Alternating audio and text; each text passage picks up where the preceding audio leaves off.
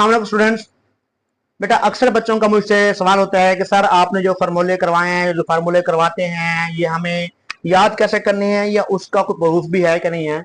याद करने का तरीका तो मैंने बताया था, आप लोग फार्मूलों को बार बार लिखें, क्योंकि कोई भी चीज जब याद नहीं होती तो उसको लिख लिख के याद किया जाता है। ठीक है, याद करने के लिए आप लोगों ने उसको लिखना है तो इंशाल्लाह याद हो जाएंगे। लिखते वक्त आप लोगों ने जो भी लिखना है वो साथ साथ बोलना है, और एक मतलब आप लिखेंगे, आपकी जुबान आप हाथ से लिखेंगे, आंखों से देखेंगे, जुबान आपको रिपीट करेगी, मतलब 3 मरतबा से आपका फार्मूला वो आपको रिवाइज हो रहा है।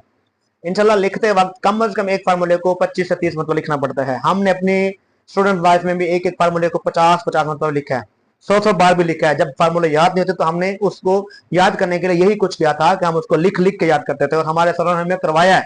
तो आजकल तो बस एक ट्रेंड बन गया है, बस काम शॉर्ट सा हो, मुख्तसर सा काम हो, हमें आसानी के साथ याद भी हो जाए, मेहनत भी ना करने पड़े, नंबर भी आ जाए। तो इसलिए फार्मूलों को याद करने का मैंने तरीका आप लोगों को बताया था कि आप लोगों ने उनको लिखना है, बार बार लिखना है। जो भी चीज आपको याद नहीं तो उसको बार बार लिखें, और खासकर मैथ की प्रैक्टिस, जितना ज्यादा प्रैक्टिस करेंगे आपको उतना ज्यादा चीजें याद रहनी है। दूसरा, कुछ फार्मूलों का प्रूफ है, मैं वो भी आप लोगों को करवा देता हूँ, उनको भी देखें इंशाल्लाह। उन फार्मूलों के प्रूफ से भी आप लोगों को काफी हेल्प मिलेगी।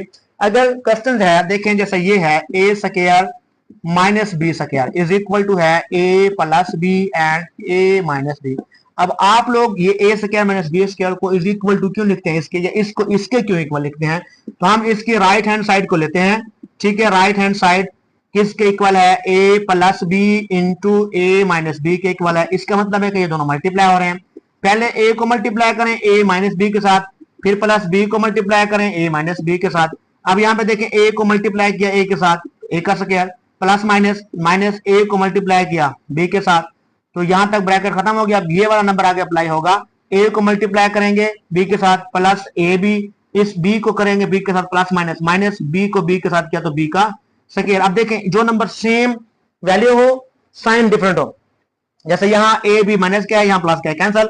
बाकी क्या बचता है? ए का स्क्वायर माइनस बी का स्क्वायर। तो ये राइट हैंड साइड का answer A square minus B square है। लेफ्ट हैंड साइड में वैसे ए स्क्वायर बी स्क्वायर था, तो हम यहाँ लिख सकते हैं so prove that left hand side is equal to right hand side. तो ये इस तरह के काफी सारे आप लोगों को जो फार्मूले हैं उनका प्रूफ है, और कुछ ऐसे भी हैं जिनको सिर्फ याद करना पड़ता है। और याद करने का तरीका मैंने बताया है कि जब तक आप लोग लिखेंगे नहीं, हाथ से प्रैक्टिस नहीं करेंगे, बार बार इनके प्रैक्टिस करनी पड़ती है। और मैथ, खासकर मैथ की जितनी प्रैक्टिस करेंगे उतना आपको वो जो है ना याद रहेगी। क्योंकि मैं अक्सर कहता हूं math is a game end game is a practice. जब तक प्रैक्टिस नहीं करेंगे आप लोगों को सवाल याद नहीं रहेंगे, और अगर फौरी तौर पे आप रटा लगा के कर भी लेंगे तो बाद में आप लोगों को भूल जाने। इसलिए बेटा कोशिश करनी है मैथ की जितनी ज्यादा हो सके प्रैक्टिस करनी है।